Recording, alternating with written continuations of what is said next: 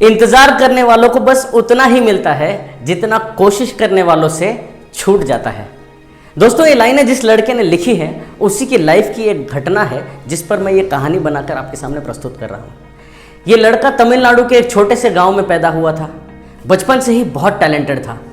जैसे जैसे इसकी उम्र बढ़ रही थी वैसे वैसे इसकी महत्वाकांक्षाएं भी अपने पर फैला रही थी।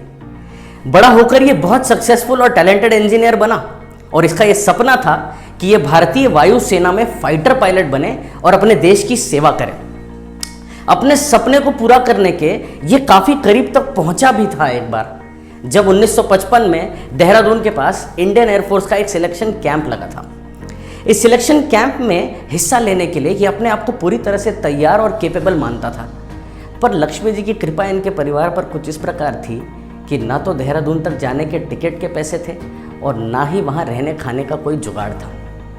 इसकी बहन के पास छोटे मोटे जेवर थे जिन्हें बेचकर भी एक तरफ के टिकट के किराए की ही व्यवस्था हो पा रही थी।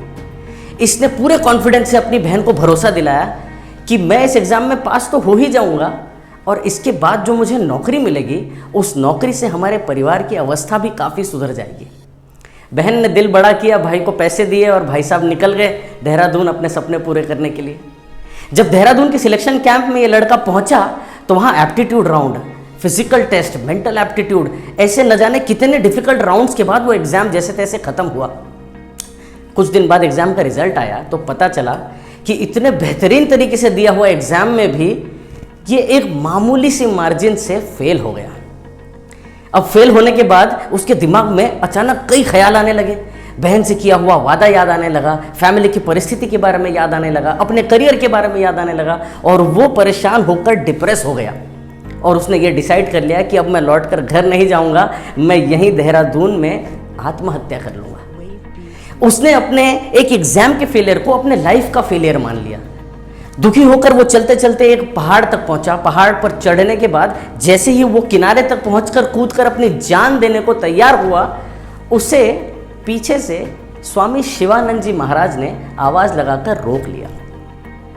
जो जगह आज लक्ष्मण झूला के नाम से प्रसिद्ध है, वहाँ शिवानंद जी महाराज का एक बहुत बड़ा आश्रम आज भी है।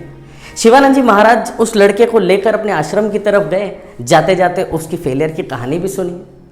जैसे ही वो शिवानंद जी महाराज के आश्रम में पहुँचे, शिवानंद जी महाराज ने उस लड़के को शांत किया, उसका हाथ पढ़ा, उसके भविष्य के बारे में उसको बताया कि भैया अगर आप इस एग्ज़ाम में फेल हुए हो तो भगवान ने आपको सिर्फ इसीलिए फेल किया है क्योंकि उसने आपके लिए एक बहुत बड़ी चीज़ चुनी है, आपको एक बहुत बड़े स्टोरी का हिस्सा बनाया है।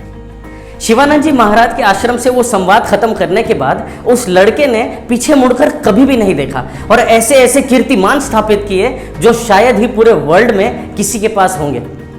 भले ही वो इंडियन एयरफोर्स का पायलट ना बन पाया हो, फाइटर पायलट भले ही वो ना बन पाया हो, लेकिन 14 साल के बाद 1969 में इंडियन स्पेस रिसर्च ऑर्गेनाइजेशन का डायरेक्टर बना जाता है।